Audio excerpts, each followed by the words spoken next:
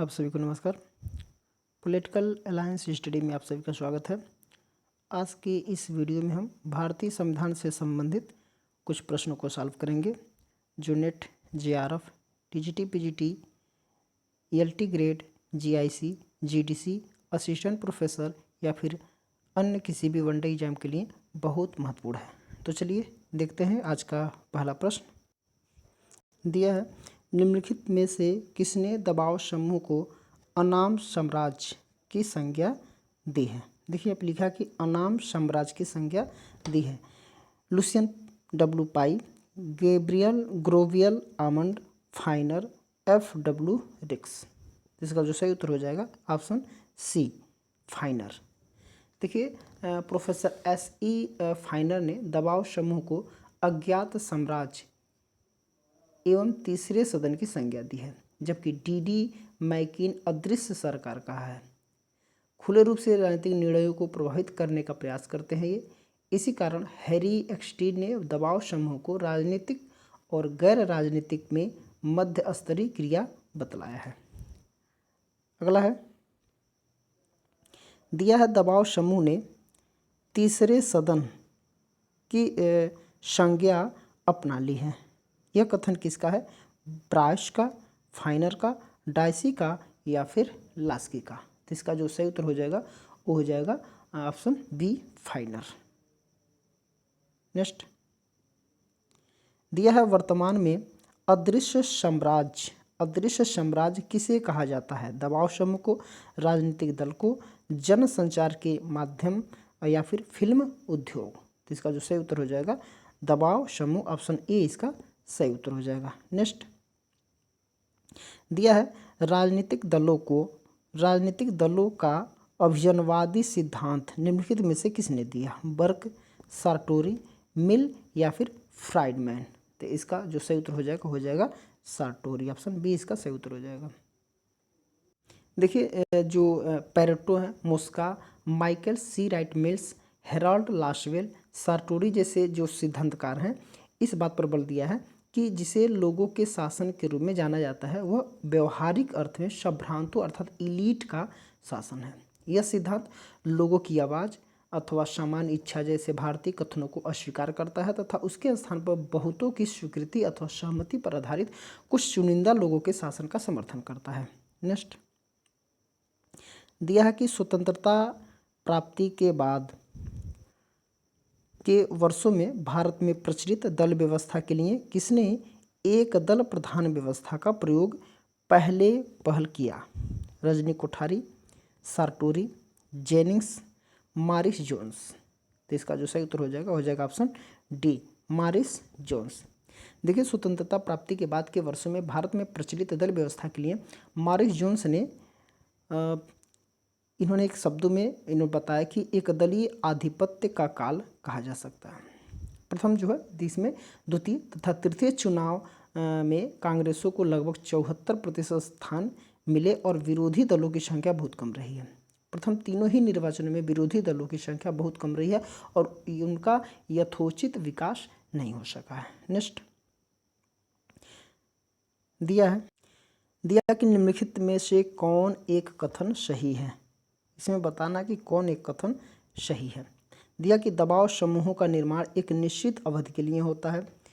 B है कुछ दबाव समूह अस्थायी होते हैं जबकि कुछ अस्थायी। सभी दबाव समूह अस्थायी होते हैं या सभी दबाव समूह अस्थायी होते हैं। तो इसका जो सही उत्तर हो जाएगा ऑप्शन बी, कुछ दबाव समूह अस्थायी होते हैं और कुछ क्या होते हैं? अस्थायी होते हैं।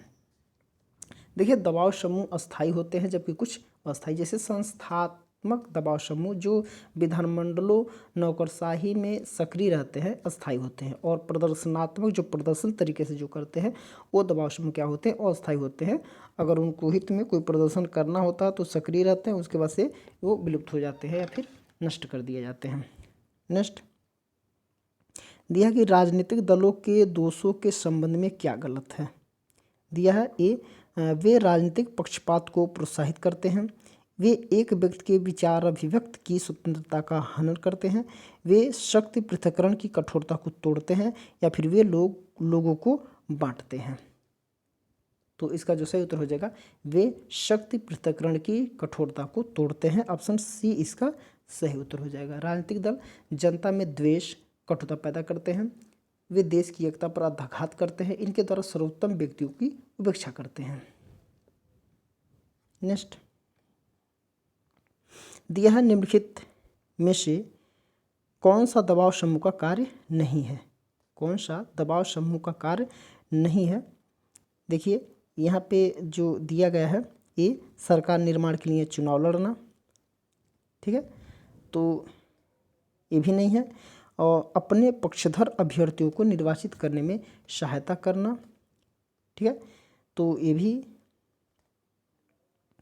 अपने हितों की पूर्ति हेतु विधायकों का समर्थन प्राप्त करने में प्रयोजन से उसे संरक्षण देना, जनमत का समर्थन प्राप्त करने के लिए उसे प्रभावित करना। तो इसका देखिए सरकार निर्माण के लिए चुनाव लड़ना, मात्र यही एक है जो दबाव समूह का कार्य नहीं है, बाकी सब वो उसके कार्य में आते हैं। तो ऑप्शन ए इसका सही उत्तर हो जाएगा। देखिए दबाव समूह द्वारा अपने उद्देश्यों की पूर्ति के लिए कुछ कार्य हैं, जैसे कि तकनीकी अस्थायी मानी जाती है, जैसे लॉबिंग है, आंकड़े प्रकाशित करना, प्रचार और प्रसार का साधन, न्यायालय की शरण, संसद सदस्यों के मनोनयन में रुचि, गोष्ठियाँ आयोजित करना, रिश्वत, बेईमानी तथा अन्य। चुनाव लड़ना राजनीतिक दलों का कार्य नहीं है। नेक्स्ट दिया है किसने राजनीतिक दलों को विचारों का दलाल, राजनीतिक दलों को विचारों का दलाल है? ब्राइस दिया है, ये किसका कथन है? तो ब्राइस, फिर है लावेल, मैकाइवर और मिशेल्स। तो इसका जो सही उत्तर हो जाएगा लावेल। ऑप्शन बी इसका सही उत्तर हो जाएगा। देखिए जो A.L. लावेल ने राजनीतिक दलों को विचारों का दलाल कहा है। लावेल ने लिखा कि दल के अस्तित्व का वास्तविक कारण जनमत का केंद्रीय करना तथा राजनीतिक निर्णयों के लिए मुद्दों का निर्माण करना होता है। इनकी पुस्तक का नाम है public opinion and popular government. Next दिया निम्नलिखित में से कौन सी वह विशेषता है जो एक राजनीतिक दल को दबाव समूह से भिन्न करती है? तो दिया है दल व्यक्तियों का एक समूह होता है, प्रत्येक दल का अपना संगठन होता है, प्रत्येक दल अनिवार्यतः किसी निश्चित राजनीतिक वैचारिकी पर आधारित होता है और दल का अपना कोष होता है। इसका जो सही उत्तर हो जाएगा ऑप्शन सी, प्रत्येक दल अनिवार्यतः किसी निश्चित राजनीतिक विचारिक पर आधारित होता है।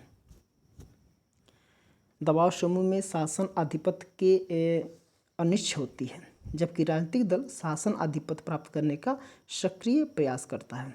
राजनीतिक दल देश की राजनीतिक प्रक्रिया में अपनी भूमिका खुले रूप में निभाता है, जबकि दबावकारी जो समूह है यह सत्ता संघर्ष में सम्मिलित होते हुए भी राजनीतिक रूप से तटस्थ रहने का ढोंग रचता है।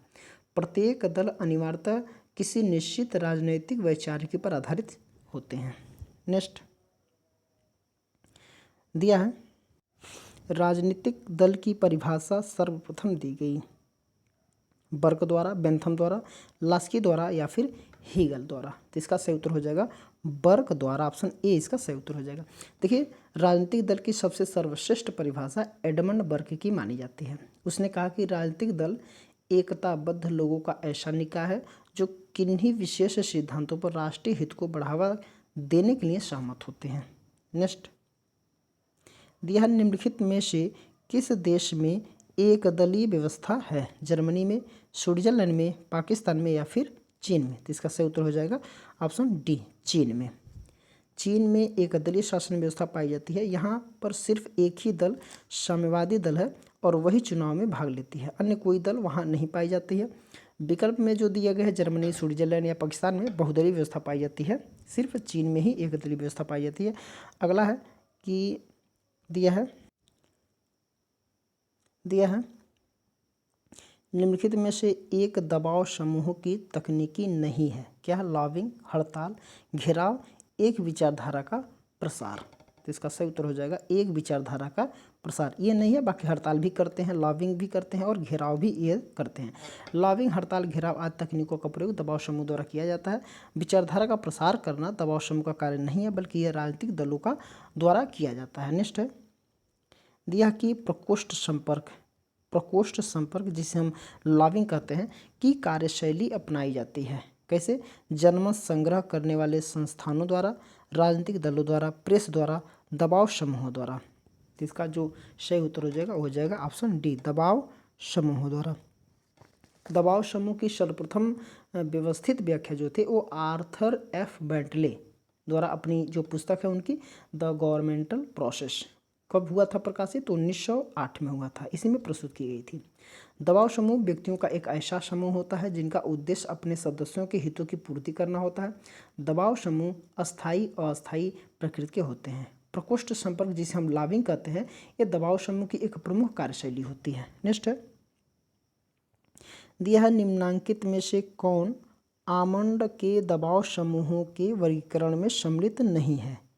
संरचनात्मक समूह, संस्थात्मक समूह, समुदायात्मक समूह या अप्रतिमानी समूह। तो इसका जो सही उत्तर हो जाएगा ऑप्शन ए, संरचनात्मक दबाव समूह। देखिए, आमंड ने दबाव समूह को 4 भागों में विभाजित किया था। एक संस्थात्मक होता है जिसे इंस्टीट्यूशनल बोलते हैं, संघात्मक होता है एसोसिएशनल, और असंघात्मक होता है नॉन एसोसिएशनल, और अप्रतिमानी हिंसात्मक होता है या प्रदर्शनात्मक इसे भी बोल सकते हैं। संरचनात्मक समूह जो होता है वो आमंड के वर्गीकरण में सम्मिलित नहीं है। नेक्स्ट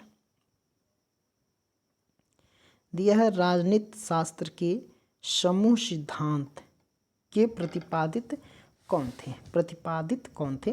तो यहाँ पे कार्ल मैनहाइम, फिर है आर्थर बेंटले, मॉन्टेस्क्यू है और लास्की है। तो इसका जो सही उत्तर हो जाएगा आर्थर बेंटले, ऑप्शन बी इसका सही उत्तर हो जाएगा।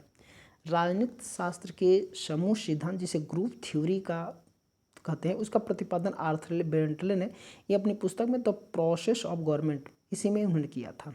दबाव समूह का आशय व्यक्तियों के संगठन से है, परंतु समूह सिद्धांत के संदर्भ में इनका जो भिन्न अर्थ है, आर्थर बेंटले के अनुसार जो क्या है कि समूह का अर्थ है समाज के लोगों का एक भाग, जिसे लोगों के अन्य समूहों से कटे हुए भौतिक पिंड के रूप में नहीं बल्कि गतिविधि के एक पिंड के रूप में माना जाता है, और जो इसमें भाग लेते हैं उन्हें उसी प्रकार की अनेक अन्य समूह संबंधी गतिविधियों में भागीदारी से वंचित नहीं करता है। ठीक है, तो ऑप्शन बी इसका सही उत्तर हो जाएगा आर्थर बेंटले। नेक्स्ट है, दिया चुनाव प्रक्रिया और दल व्यवस्था के बीच संबंध स्थापित करने वाली अवधारणा कहलाती है क्या?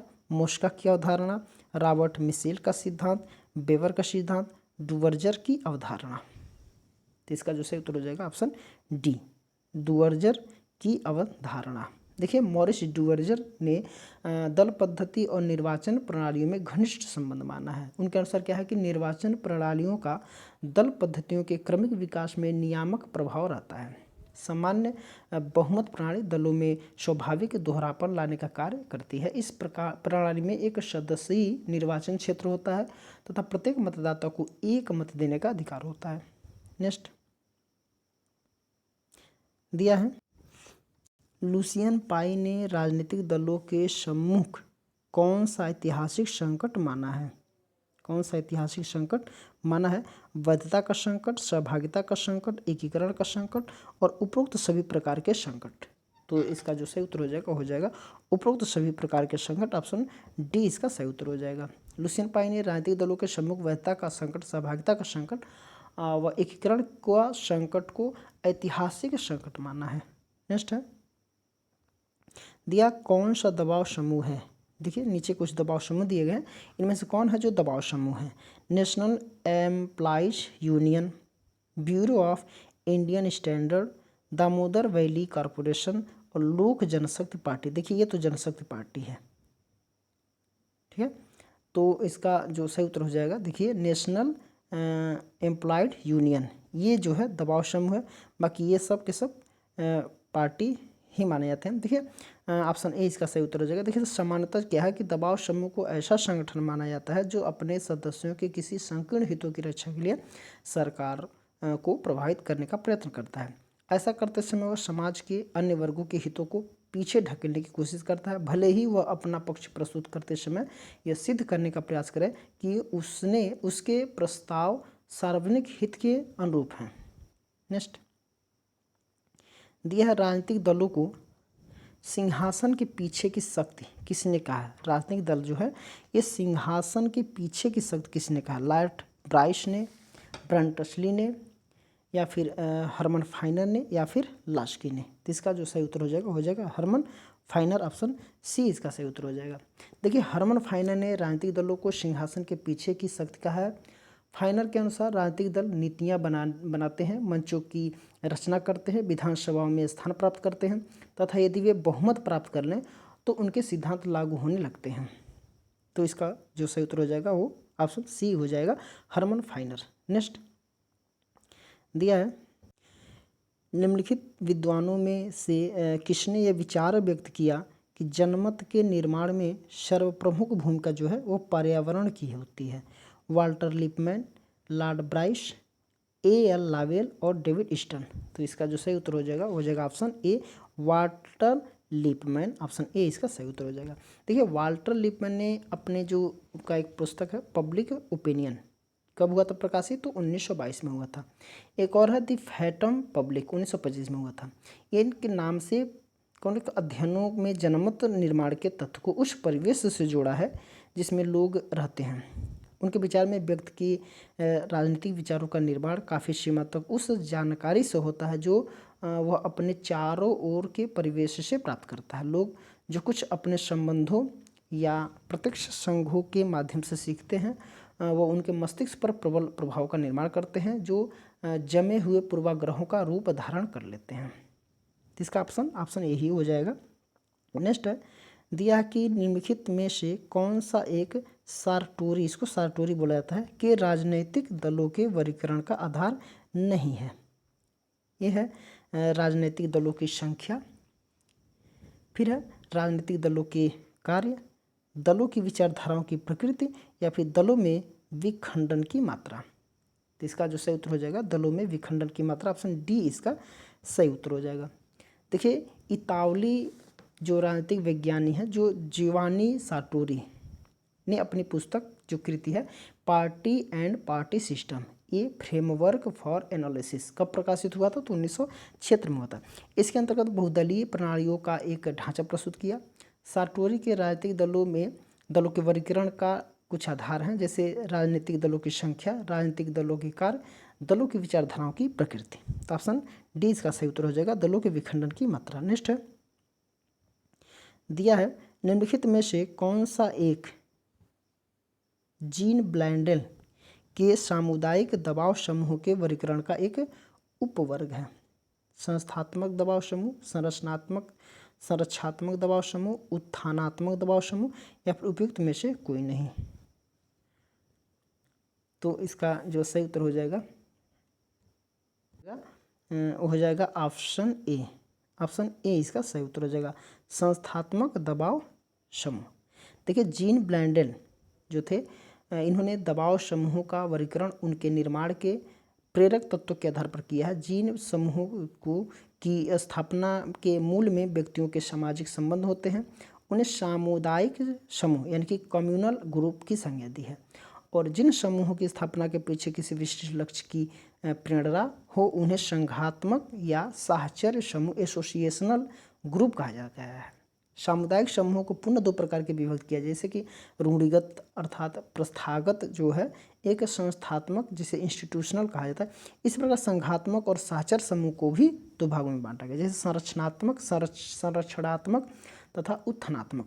ठीक है, तो इसका हो जाएगा संस्थात्मक दबाव समूह जीन ब्लैंडेल के सामुदायिक दबाव समूह के वर्गीकरण में एक। नेक्स्ट दिया